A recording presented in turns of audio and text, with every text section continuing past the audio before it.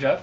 I work here in Toronto as a camera assistant specializing in film and television. Today we're going to learn how to properly clean, mount, and build an Arri Alexa camera system.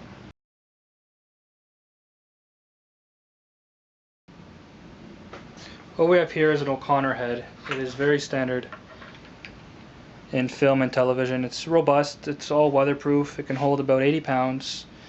It's the workhorse, as we call it. To mount it, we have a keyway right here, and you have to line it up with one of the 4 slots on the leveling head. 1, 2, 3, 4. So you have 4 options. You can't really mess this part up. There's a part adapter on the bottom where you screw it into. You line it up. We like to call this our puck. This is our mounting screw. This can be the hard part because you can't see what you're doing half the time. So you want to line it up with the center. Once it's on, you spin it. Make sure you lock it. What I like to do is just give it a gentle shake, and you know it's not going to go anywhere.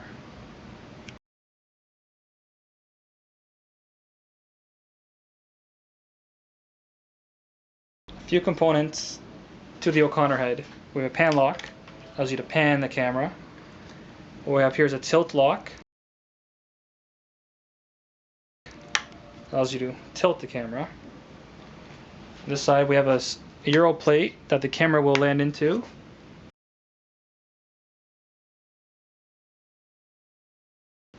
There's a release pin on the back. That's how you lock the camera.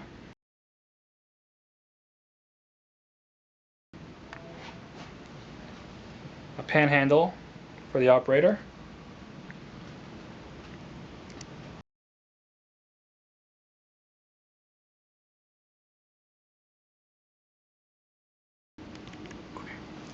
Now we're going to mount the camera.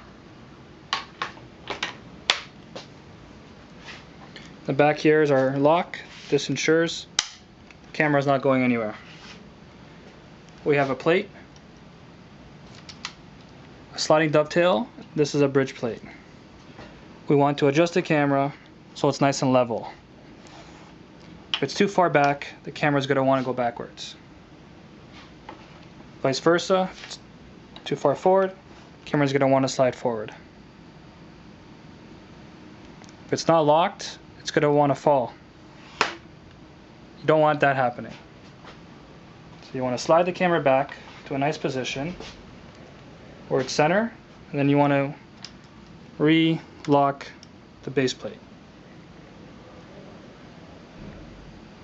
Now, the camera's not going anywhere.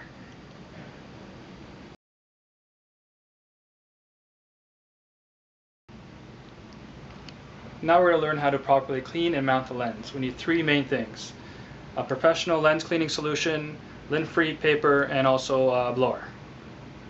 Spray the tissue, not directly onto the lens. Very gently, start from the middle, slowly work your way to the outside, back, and also the front.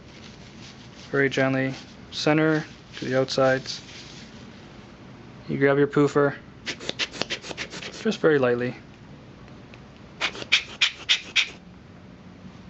Now you're ready to mount your lens onto the camera.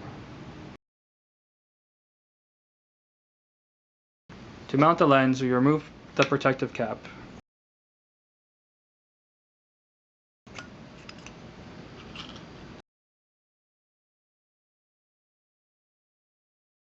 This mount has a keyway right here, top left.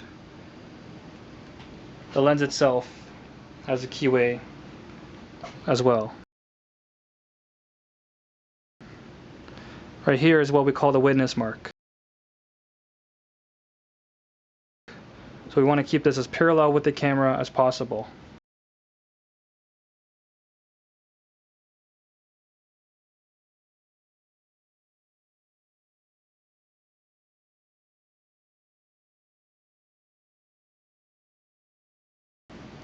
Step 3 to the lens is attaching all the components. There's a few components here to make a zoom lens work. The iris, as you see, is free floating. The zoom is also free floating. The focus is free floating as well. This component here is called a follow focus. So when you're watching your movies or any TV shows, when you see focus from the background to the foreground, there's an individual actually adjusting it and following the actor.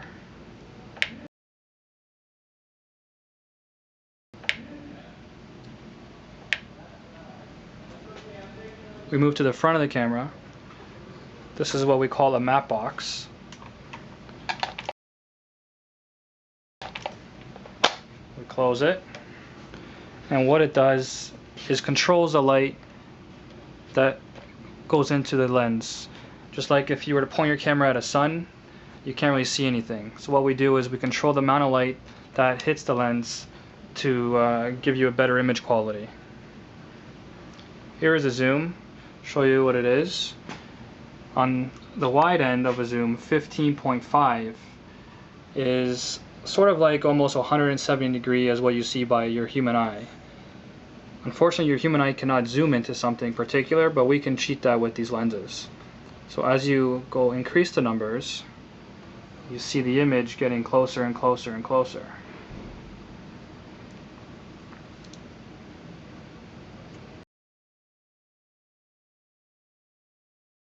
There's two ways to power this camera. We have an onboard battery back here.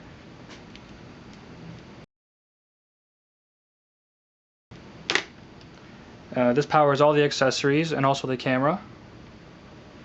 We use this as a backup more than our regular power source. The main power source, we follow this cable to a battery cell. It's 24 volts and also does 12 volts.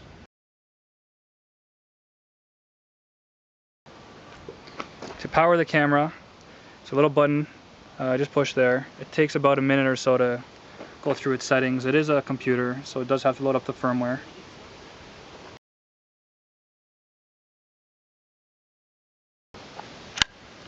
We're using a dual card system.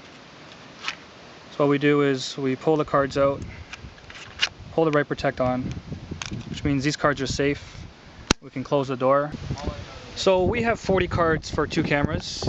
With a dual card system, you can imagine we go through a lot of cards. We have your master card and what we call your slave. The master we send to the lab to get transferred and processed, and the backup or the slave we keep for our own safety, I guess, and we can keep them on file until the next day. So I'm just going to reload a card. We have a fresh one with no numbers and a mag number. These identify the roll and what we've shot on the roll.